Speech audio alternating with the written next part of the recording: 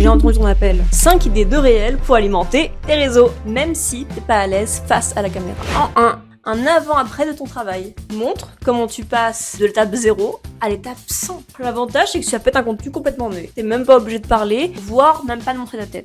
Même si c'est mieux. En 2, les erreurs clients avant de bosser avec toi. Raconte ce que tu vois au quotidien. Par exemple, une erreur de base impacte le contenu final. Et pourquoi, par exemple, passer par un expert comme toi est souvent la meilleure option. Si c'est vrai, hein. Mens pas, hein. Si t'es nul, dis pas qu'il faut passer par toi. C'est pas sympa. La structure, ça peut être un top 3, tout simple. Top 3 des erreurs clients, par exemple.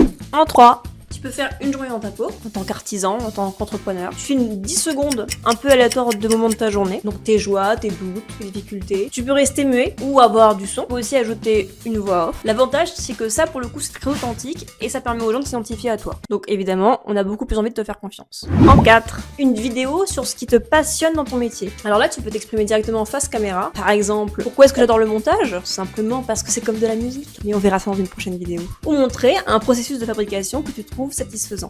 L'avantage, c'est que tu montres ton expertise et tu crées une connexion directe avec tes clients. Et là, tu donnes les coulisses d'une étape peut-être inconnue, voire sous-estimée par tes clients. En 5, ton outil préféré en action. Alors si t'es un manuel, c'est top.